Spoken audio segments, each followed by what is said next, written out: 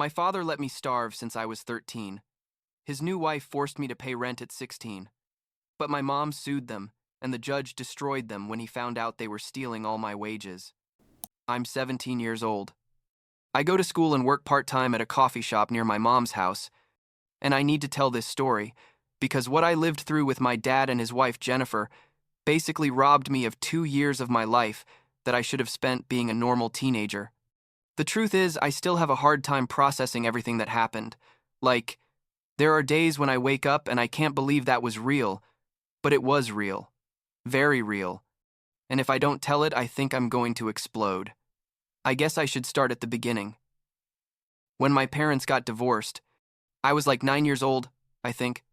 Or maybe I had just turned 9. I'm not completely sure. But I know it was before I started 4th grade, because I remember arriving at the new school with the divorce already done. The thing is, my dad got full custody, which, looking back, was the worst decision that Judge could have made. But I guess at that moment, my mom had some personal problems and the system decided I would be better off with my dad. How wrong they were. Seriously. The first few years after the divorce weren't that terrible. I mean, my dad wasn't the best father in the world, but he wasn't a monster either, you know what I mean? He worked a lot, was always busy with his construction business, and I spent a lot of time alone at home, but at least there was food in the fridge and a roof over my head. The problem started when I was like 13, and things got difficult with his business.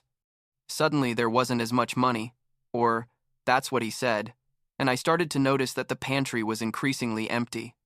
I remember there was a time, maybe for 6 months or something like that, when I basically lived on peanut butter sandwiches and instant ramen because that was the only thing in the house. My dad would arrive late, eat something quick, and go to sleep. And when I asked him if we could go to the supermarket, he'd tell me there was no money, that things were tough, to be patient, the worst. Part of it all is that I started to realize there was always money for his things, his beers on weekends, his outings with his work friends, but apparently there was no money to buy his 13-year-old son decent food. There were days when I'd go to school without breakfast because there was literally nothing to eat, and then at lunch I'd share food with my friends because I was embarrassed to admit that I was going hungry at home. It's a horrible feeling, like your stomach makes noises in the middle of class and everyone looks at you and you just want to disappear. By the time I turned 15, I was basically desperate. So I did the only thing I could think of doing. I got a job at a convenience store that was like 3 blocks from my house. I'm not gonna lie to you, it was hard to get hired because I was a minor and there were schedule restrictions and all that. But the store owner, an older man named Mike, saw that I really needed the job and gave me a chance. I started working after school, from 4 to 8 at night on weekdays. And on Saturdays I did longer shifts, like from 10 in the morning to 6 in the afternoon. That job literally saved my life. I'm not exaggerating. Suddenly I had money to buy my own food, to buy school supplies, to have some new clothes because what I had was already too small or all worn out. My dad didn't even react when I told him I had gotten a job. He just said something like, "That's fine, just make sure your grades don't drop," and that was it. Not a congratulations or an "I'm proud of you" or anything. Typical of him, honestly. During that first year, working things improved a bit. I mean, at least I wasn't starving anymore. But it was still a pretty miserable life, because my dad basically ignored me, and I spent all my free time working or doing homework. I had no social life, didn't go out with friends, none of that. But well, I thought that was the worst that could happen to me.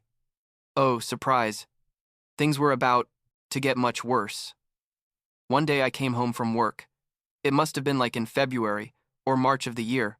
I turned 16, and there was a woman in the living room of my house. Just like that. Like, I had never seen her in my life, and there she was, sitting on our couch as if it were her house. My dad was sitting next to her, and when he saw me arrive, he said, "Connor, come. I want to introduce you to someone. This is Jennifer." The guy got married without even telling me he had a girlfriend, much less that he was going to get married. I stood there with my store uniform still on, completely in shock, and the only thing I could say was, "Oh, okay, congratulations," or something like that. Jennifer looked me up and down with a smile that didn't reach her eyes and said, "Nice to meet you, Connor. We're going to get along great." And I knew in that moment, like I felt it in my gut, that this woman was going to make my life impossible. Don't ask me how I knew. I just knew. Jennifer moved into the house like 2 days after that awkward introduction and brought with her a ton of things, like boxes and boxes of her belongings that invaded the whole house. Overnight, my dad was no longer in charge of anything. It was Jennifer who made all the decisions, who controlled the money, who decided what was eaten and what wasn't. The first thing she did was reorganize the whole kitchen her way, which, well, whatever, but then she started setting rules. No eating after 8 at night. No leaving dishes in the sink. No using the washing machine without her permission. It was like living in a hotel with a super strict manager, except this was supposedly my home. My dad didn't say anything, just nodded at everything Jennifer said and acted like I was the problem when I complained about something. Things got worse, like a month after Jennifer moved in. I came home from work one Friday night, exhausted because it had been a heavy day at the tea store, and she was waiting for me in the kitchen. She sat at the table, crossed her arms, and told me, "We need to talk about your situation here." And I thought, okay, here comes something bad. I can feel it. Turns out Jennifer had decided that I had to start paying rent. Yes, you read that right. Rent. At 16 years old. To live in my own father's house.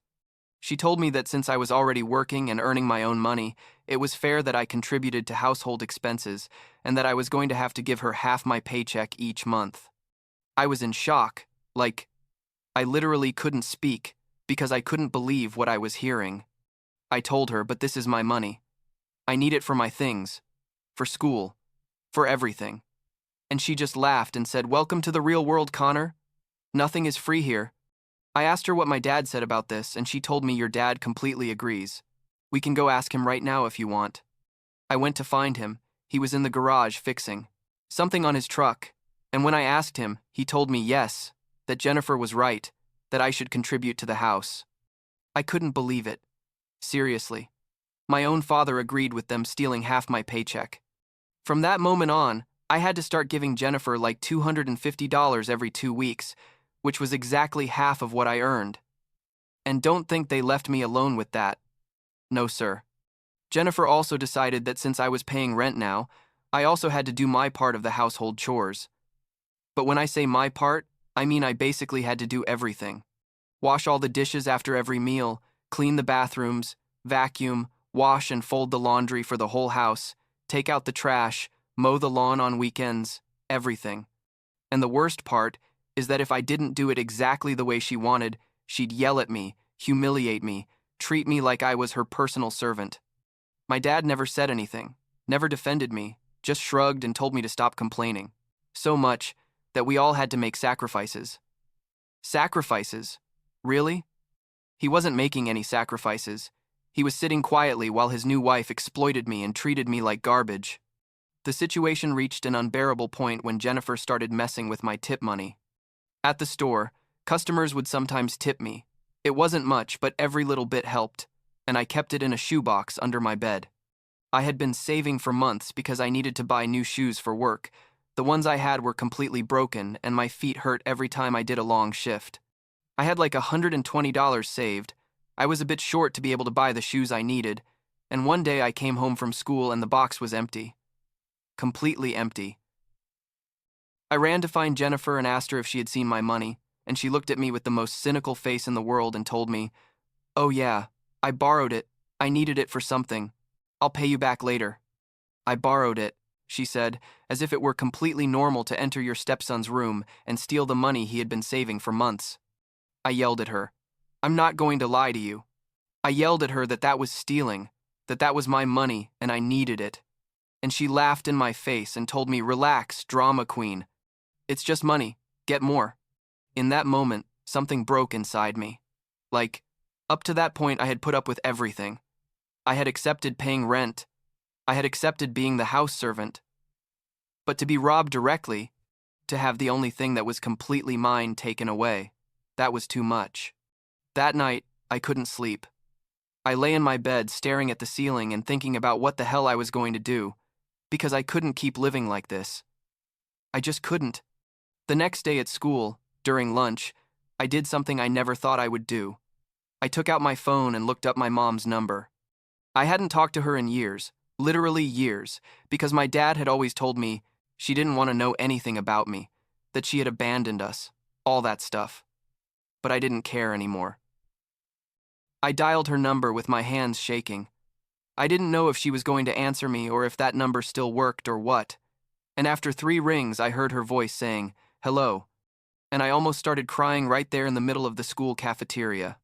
I told her mom, "It's Connor," and there was a silence on the other side of the line that felt eternal. And then she said, "Connor. Oh my God, Connor. Son, are you okay?" We were talking for like half an hour. I told her everything, absolutely everything. I told her about the lack of food, about the job, about Jennifer, about the rent, about the theft, everything. She couldn't believe what she was hearing. She kept saying, "But how is this possible? Why didn't you call me before? I didn't know anything about this." And then she told me something that left me completely frozen. She told me, "Connor, your dad has been receiving child support from me all these years, like $500 a month. That money is specifically for your food, your clothes, your needs. Are you telling me he hasn't been using it for that?" In that moment, everything made sense. All the pieces of the puzzle came together in my head. My dad had been receiving money for me, for my expenses, during all these years, and he had been using it for other things, for his things, for who knows what. That's why there was never food.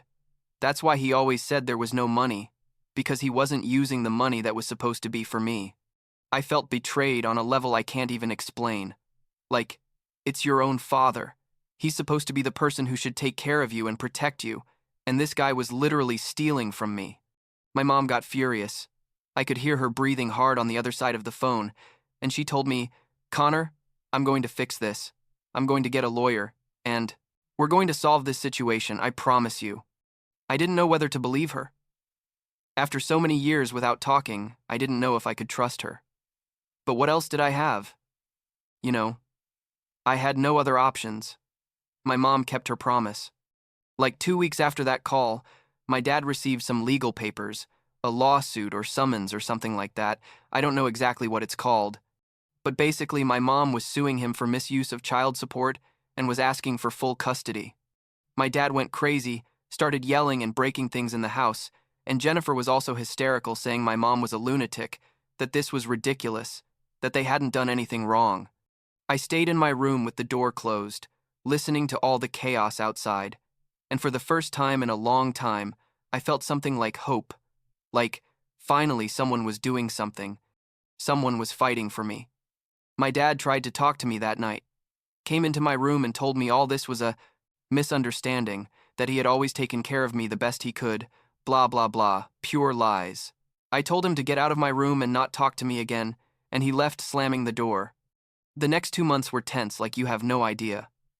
My mom hired a lawyer whose name was Robert, I think, or Richard, I don't remember well, but he was good at his job. He asked me to gather any evidence I had of what was happening in the house, so I started keeping receipts from all the times Jennifer had charged me rent, took photos of the empty refrigerator, kept text messages where she demanded money from me, everything I could think of. I also wrote a letter, like a kind of sarcastic resignation, where I basically said I was resigning from being their unpaid servant, something like that, and my mom told me to keep a copy of that too because it could be useful. The truth is, I didn't know if all this was going to help, but at least I felt like I was doing something, that I wasn't just a passive victim of the situation. Finally, the day of the hearing in court arrived. I must have been like 16 and a half by then. My mom picked me up early in the morning. It was the first time I saw her in person after years. And I'm not going to lie to you, it was weird, very weird. She looked different, older, obviously, but she also looked calmer, more stable than how I remembered her from when I was a kid. We arrived at court and there were my dad and Jennifer with their own lawyer, and the tension in that room was so heavy you could cut it with a knife. The judge was an older woman. Must have been like 60 years old or something. She looked serious but not cruel. You know what I mean. They started presenting evidence and all that legal stuff that I honestly didn't understand very well. But then it was my turn to testify. I had to sit in a special chair and swear to tell the truth and all that. And my mom's lawyer started asking me questions. He asked me about the food in the house, about my job, about how much I earned and how much I had to give Jennifer, about the household chores, about the stolen money, about everything. I answered everything truthfully. I didn't exaggerate anything. I just told exactly what had happened. My dad's lawyer tried to make me look bad, tried to make it seem like I was a rebellious teenager who just wanted to cause problems, but the judge wasn't fooled. She had seen the receipts, had seen the photos, had read my letter, had heard my testimony, and you could tell from her face she wasn't happy at all with what she was seeing. When it was my dad's turn to testify, he tried to justify everything. He said the child support money he had used to pay the mortgage on the house where I lived, to pay utilities, for all that. But my mom's lawyer showed him with bills that it didn't add up, that even paying for that, there should have been money left over for food and basic necessities for me. My dad got nervous, started stuttering, and contradicting himself, and the judge asked him direct questions he couldn't answer well, about Jennifer testifying. She basically dug her own grave. She admitted she charged me rent, admitted she made me do all the household chores, and when the lawyer asked her about the tip money she had stolen from me, she had the nerve to say it wasn't theft because all the money in that house was family money and she had the right to use it. The judge looked at her with a face that, oof, if looks could kill, Jennifer would have dropped dead right there. After all the statements and evidence, the judge took a recess to deliberate. We waited like an hour outside the courtroom. I was super nervous. My hands were sweating and I couldn't stop bouncing my leg from nerves. My mom tried to calm me down, but she was nervous too. You could tell. When they finally called us back into the room, the judge had a very serious expression. She said, a bunch of legal things I didn't fully understand, but the important thing, what really mattered, is that she ruled in my mom's favor. She said there was clear evidence of neglect and misuse of funds, that it was unacceptable for a minor to have to work to feed himself when child support was being paid specifically for that purpose, and that the behavior of my dad and Jennifer constituted financial abuse of a minor. She ordered that full custody pass to my mom immediately, and that my dad had to return all the child support money he hadn't used appropriately, which was quite a bit. We're talking thousands of dollars. She also ordered that they return all the money I had given Jennifer as rent, plus the tip money she had stolen from me. My dad was white as paper. Jennifer was crying. I don't know if from rage or what, and I simply couldn't process what had just happened. I had won. I had really won. We left the court and my mom hugged me tight, and I finally allowed myself to cry. I cried like I hadn't cried in years. All the tension and stress and pain of the last years coming out at once. She told me everything was going to be okay now, that she was going to take care of me, that I would never have to go through something like that again. I went to my dad's house that same afternoon with a police officer to pick up my things. My dad wasn't there. He had gone out who knows where. But Jennifer was there and she looked at me with so much hatred it was scary. She didn't say anything to me, just watched me while I packed my clothes, my books, the few personal things I had. The police officer helped me carry everything to my mom's car, and as we were leaving, I looked back one last time at that house that had never really been a home, and I felt such a great relief, I could barely breathe. It's been like 8 months since all that. Now I'm 17 and I live with my mom, in a small but comfortable apartment. She works as an administrative assistant in an accounting office. We don't make much, but it's enough, and the most important thing is that here I feel safe. I feel loved. I don't have to work at the convenience store anymore. Although I got a part-time job at a coffee shop near here that I like better, and this time the money I earn is really mine. I don't have to give it to anyone. My grades improved a ton. Like, I went from having BS and CS to having almost all As, because now I have time to study, and I'm not constantly stressed and hungry. My mom and I are rebuilding our relationship little by little. It's not perfect because there are still years of distance to overcome, but we're trying, and that's what matters. She explained to me that when they got divorced, she did have some problems, some mental health issues she hadn't handled well, but that she had worked on them in therapy, and that she had always wanted to be in my life, but my dad had made it very difficult for her. I don't know if someday I'm going to completely forgive my dad for everything he did. Honestly, I don't know. Part of me still feels rage when I think about him. About how he failed me in so many ways, about how he chose Jennifer over me, about how he stole years of my adolescence that I'll never get back. I haven't talked to him again since the hearing. He sent me some text messages asking to talk, saying he wants to explain his side of the story, but I've ignored them all. My mom says that eventually, maybe I'll want to hear him out, that it's important for my healing process or something like that. But right now, I'm not ready, and I don't know if I ever will be. As for Jennifer, well, apparently she divorced my dad like 3 months after all the legal drama, which doesn't surprise me at all. Clearly, she was only with him for convenience or money or whatever, and when things got difficult, she ran off. I don't feel anything for her, not even hate. It's like she's a stranger who passed through my life causing destruction and then disappeared.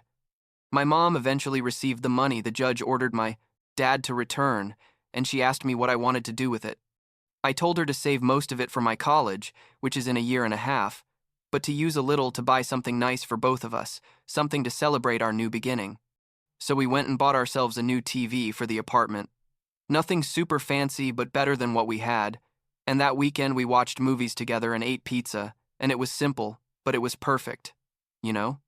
Sometimes I still have nightmares about that house, about Jennifer yelling at me, or about finding the empty refrigerator, or about my dad looking at me with indifference while I asked him for help. I wake up sweating and with my heart racing, and it takes me a while to remember that I'm not there anymore, that I'm safe.